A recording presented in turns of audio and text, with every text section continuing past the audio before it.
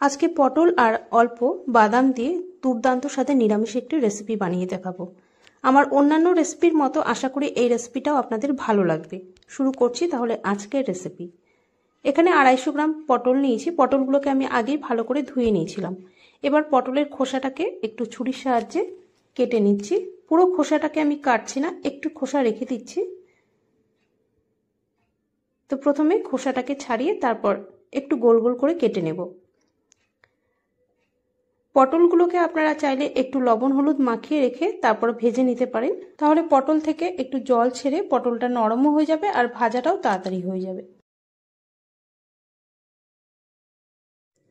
তো পটলগুলোকে কেটে নিলাম। আর এদিকে অল্প আমি চিনেবাদাম নিয়েছি। আমি আজকে এই চিনেবাদামটা কাঁচাই ব্যবহার করছি, আপনারা চাইলে একটু ড্রাই রোস্ট করেও নিতে পারেন। এদিকে কড়াই বসিয়ে কড়াইতে পরিমাণ মতো তেল দিয়ে দিচ্ছি। তেল গরম হলে প্রথমে আমি পটলটাকে ভেজে নেব। তো পটলগুলোকে দিয়ে দিচ্ছি।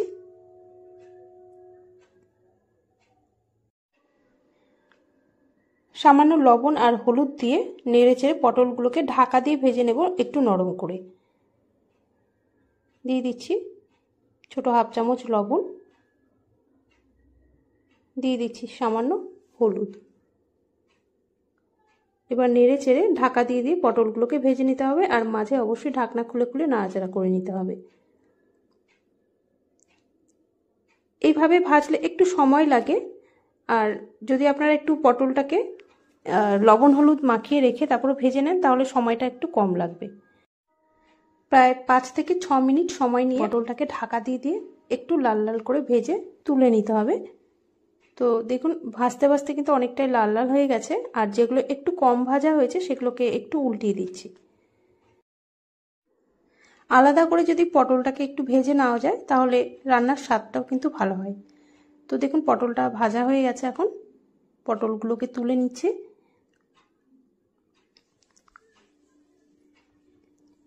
এই তেলের মধ্যে আরও একটু তেল দিয়ে দেব। দিয়ে দিচ্ছি আরও সামান্য তেল।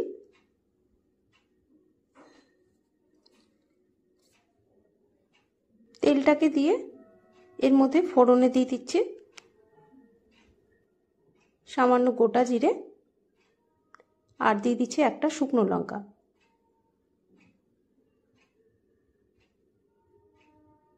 দিয়ে দিচ্ছি একটা তেজপাতা।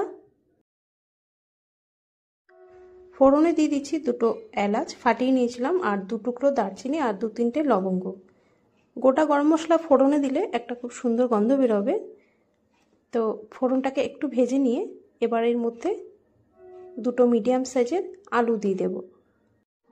নতুন নতুন যখন পটলটা ওঠে তখন কিন্তু আলু দিয়ে রান্না করলে বেশ ভালোই লাগে খেতে, তাই আলুটা দিয়ে রান্না করছি।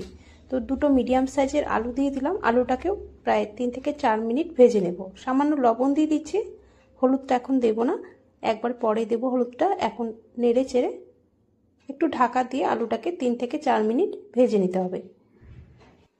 আলুটা ভাজতে ভাজতে এবার এই পটল আলুর তরকারির মশলাটাও রেডি করে নিচ্ছি।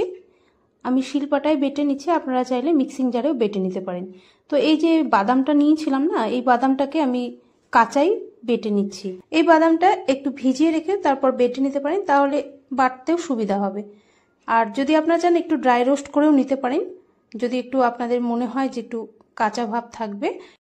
তবে কাঁচা বাদামটাই যদি বেটে নিয়ে তেলের মধ্যে ভালো মতো কষিয়ে নেওয়া যায় তাহলে একদমই কাঁচা গন্ধটা থাকে না। তো একটু বেটে নিলাম। তারপর এর মধ্যে দিয়ে দিচ্ছি বড় 1 চামচ পোস্ত দানা। আরও একটু জল দিয়ে এবার মিহি করে এটা বেটে নিচ্ছি।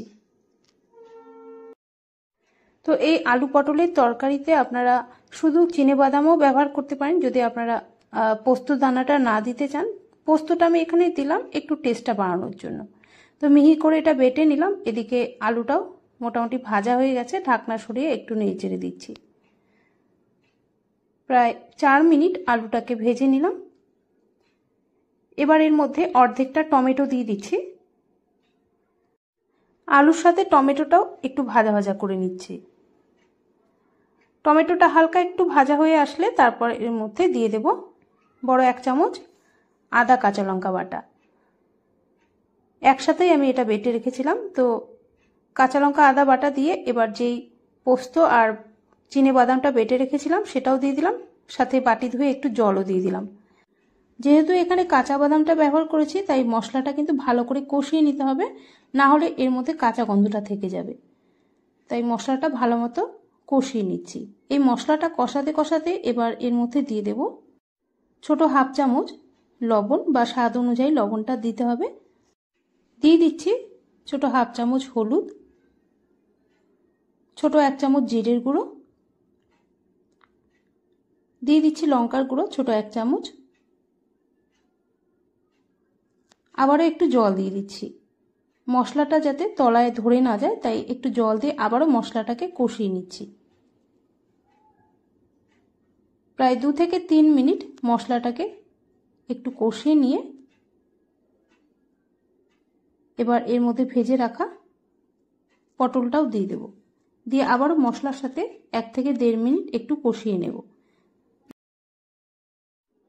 দেখুন মশলাটা কিন্তু ভালো মতো কষানো হয়ে গেছে।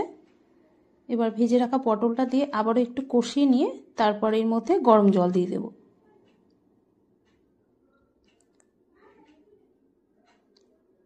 তো একটু কষিয়ে নিলাম, এবার দিয়ে দিচ্ছি এর মধ্যে এবার গরম জল। প্রায় 2 কাপ গরম জল দিয়ে দিচ্ছি, কারণ পটল আলুটা একটু সেদ্ধ হতে হবে আর একটু গ্রেভিও থাকবে, তাই জলটা 2 কাপই দিলাম। নেড়ে এবার ঢাকা দিয়ে এটা ততক্ষণ রান্না করে নেব যতক্ষণ না পর্যন্ত আলু পটল ভালো মতো সেদ্ধ হয়ে যাচ্ছে। প্রায় 5-7 মিনিট পর ঢাকনা সরিয়ে এবার দেখে নিচ্ছি আলু পটল ভালো মতো সেদ্ধ হয়ে গেছে।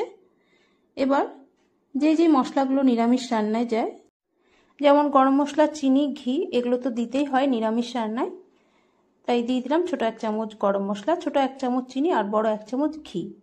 তো এগুলো দিয়ে ভালো করে একটু নেড়ে নিচ্ছি। প্রায় 1 থেকে 1.5 মিনিট আরও একটু ফুটিয়ে এবার গ্যাসটাকে অফ করে একটু ঢাকা দিয়ে স্ট্যান্ডিং টাইমে রেখে দেব। নিরামিষের দিনের জন্য পারফেক্ট একটা রেসিপি। যদি পটল এইভাবে না বানিয়ে থাকেন তাহলে অনুরোধ করব একবার বানিয়ে দেখুন, আশা করি আপনাদেরও ভালো লাগবে।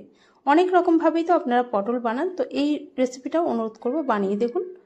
আর আমার আজকের রেসিপি যদি ভালো লেগে থাকে তাহলে প্লিজ লাইক ও শেয়ার করতে ভুলবেন না, আর অবশ্যই চ্যানেলটিকে সাবস্ক্রাইব করে পাশে থাকার অনুরোধ রইল আপনাদের সবার কাছে। তাহলে আজ এখানেই শেষ করছি। আপনাদের সাথে আবারও দেখা হচ্ছে অন্য কোনো দিনে অন্য কোনো নতুন একটা রেসিপির সাথে।